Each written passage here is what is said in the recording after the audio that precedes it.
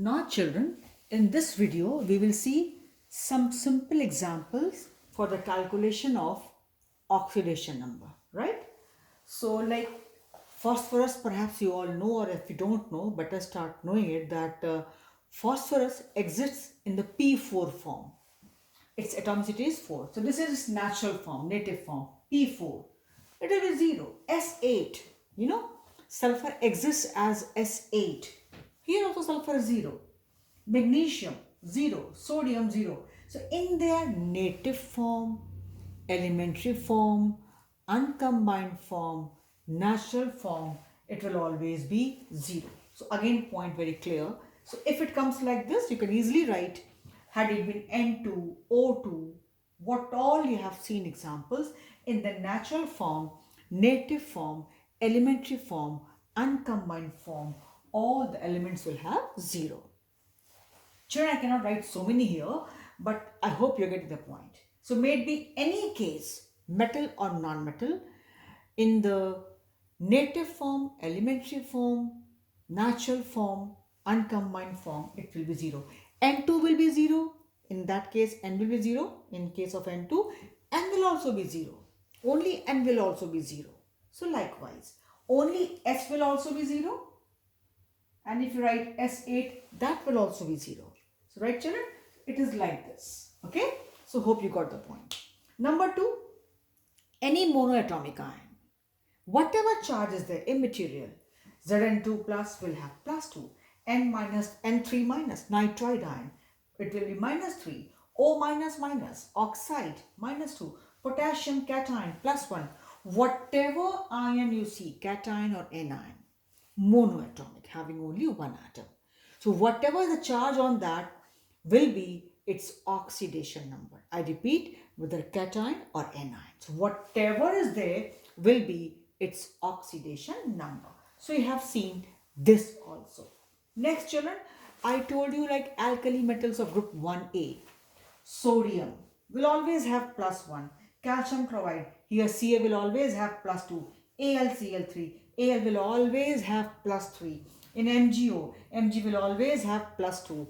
BaCl2 will always have plus 2. So children, alkali metals, if they are combined anywhere, sodium, potassium, calcium, sodium, potassium, lithium, etc., those alkali metals, they will always be plus 1. Similarly, magnesium, beryllium, etc., calcium, magnesium, barium, strontium, all these will have plus 2 in their combined state. All the elements, all the metals of group 2 or say 2A, they will have plus 2. Calcium, magnesium, barium, etc. Then children, aluminium also always has plus 3 in the combined form. Right? Because for group 3 other elements you will not find that commonly. Hence, I wrote specifically Al. Rest, etc., you don't find compounds that easily with them. And at the most, you find it with boron. And boron, is a metalloid, hence things are a bit different. So, only Al is the safest case of that group, that it will always have 3. Rest may change, right? Then magnesium, as I told you, plus 2. Barium chloride, always plus 2. So, alkali metals, group 1A, sodium, potassium. Then group 2, calcium, magnesium, etc. And aluminium. They always have fixed, as you all know. Alkali plus 1, alkaline earth metals, calcium, magnesium plus 2, and aluminium plus 3. Rest, for boron and all, you will get to know yourself. Although boron is also most commonly 3, plus 3. But then we will see how it is there. Sometimes it is plus 3, sometimes it can even be minus 3. So for boron, things are not fixed. Because boron is a metalloid, it can show plus as well as minus. We have sodium boride, it will be minus. And we have boron oxide, it will be plus. So for boron, things are not fixed. That's why I have not taken of group 3 or 3A or say group 13, where we have aluminium. Boron is the first element. I have not considered boron, but for aluminium, it is fixed. Remember, boron, it is not fixed, but for aluminium, it is always fixed. Then comes, I told you, H, if it is combined, will always be plus 1 with non-metals. I have H2O. So, suppose I want to calculate the oxidation number of O here. So, I know H has come with a non-metal, it will always be plus 1. That's one fact. Here also it is this compound coming with a non-metal, H will always be +1. Now, suppose I want to calculate for O here. Say it is X. I want to calculate for O here, it is X. Fine. So what will I do, children? I told you sum of the oxidation numbers of various atoms present in a species is equal to charge. How many H I have? 2. Each H has +1. So +1 into 2, because there are 2 here, plus this X. Because we have seen that we know one principle, that sum of the oxidation numbers of various species, right?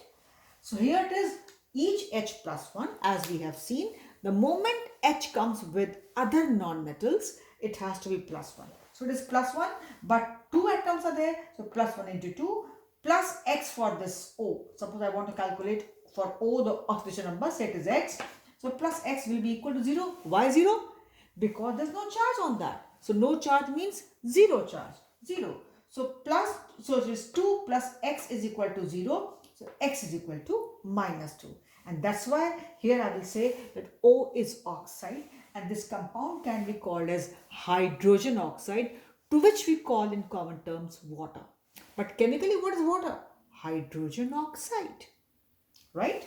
So you see, it is O in the oxide form, and we can easily call water as hydrogen oxide, and we do call chemical name should be hydrogen oxide. So it is there, and here we found O as -2. Suppose they say calculate the oxidation number of O here.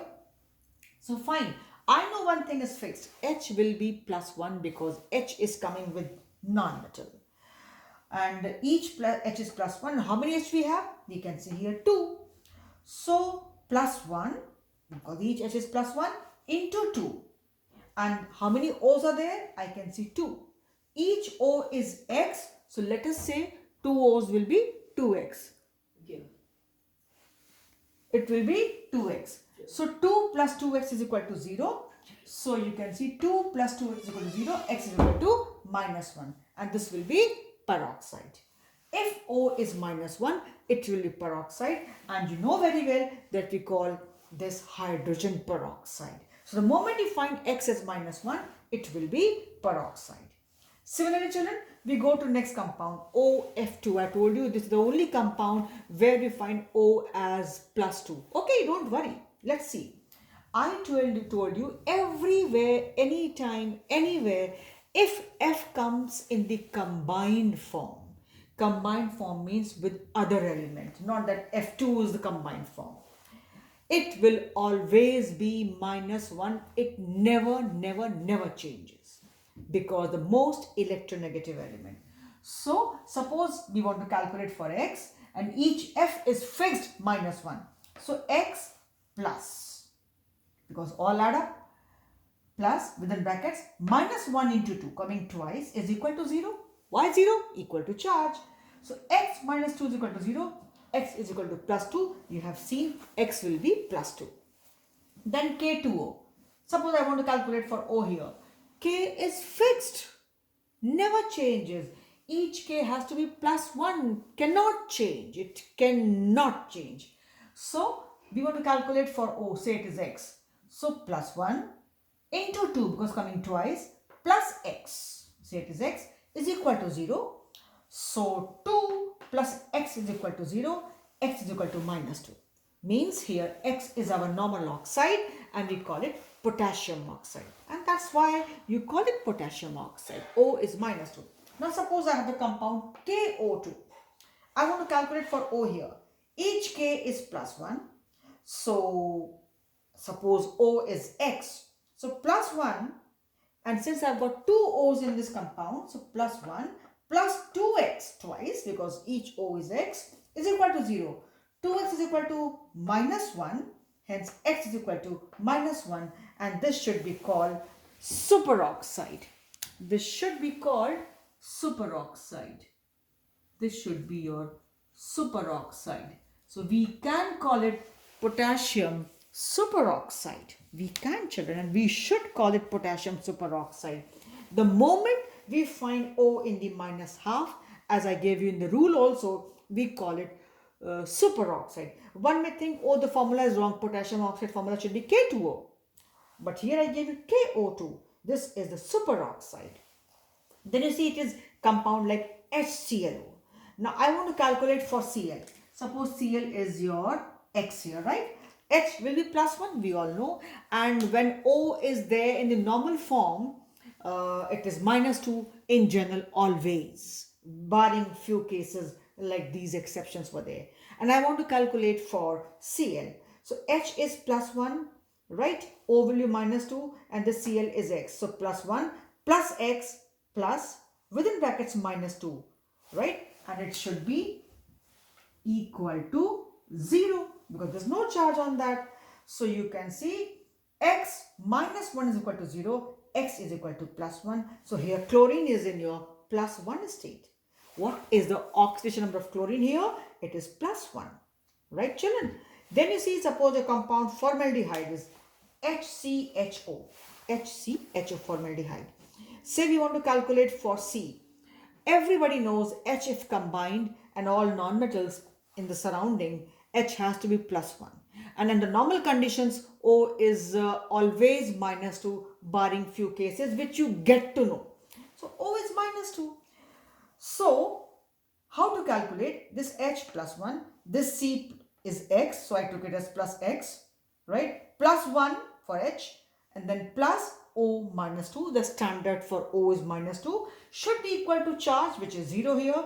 So if you calculate, X comes out to be 0. So here you see carbon is in the 0 oxidation state, or carbon has 0 oxidation number. One may ask you, what is the oxidation number of carbon here?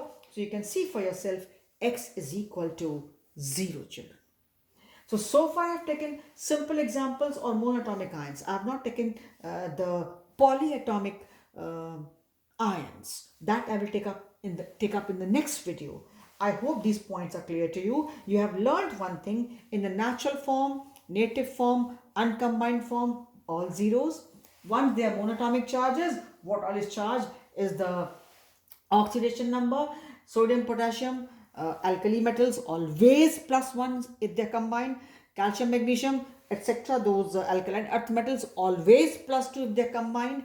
And aluminium always +3 if it is combined. Then you have seen how to O sometimes changes, but those changes you can easily make out by knowing the oxidation number of the other. For that you have to know the previous points. And as I told, H with non-metals always +1, and you could calculate. F is without fail, if it is combined anywhere, is always -1, whether with metal or non-metal, whatever. And then O, etc. O does change, but then the other one will be well known to you. You can easily make out for O, we have seen. And here you see, by knowing H and O, we can calculate for other elements also. H normally +1 and O is mainly -1. Oh, sorry, -2. So we could calculate for the next one, because the algebraic sum of all these will be equal to 0. So you could calculate. And H, if it comes with the, you see, what should I say, with the metals, say sodium hydride. Here you want to know for H, right? Now H, you know, still can have, I gave the point, H can have +1. Mostly it is +1. It is +1 always with non-metals, but -1 with metals. Forget about that. I know Na is fixed, +1. If this is +1 and this is X, so I know +1 plus X is equal to 0, X is equal to -1. And -1 means H is hydride, and hence we call it sodium hydride. So children, these simple examples I have taken, and I hope these points are clear to you. So this is all for this video. You will see again, you will try yourself. How have I calculated? It's not tough, but yes, you need to try to understand, and you will easily understand. So these were simple cases, and for this video I stop here. Hope it is all clear to you.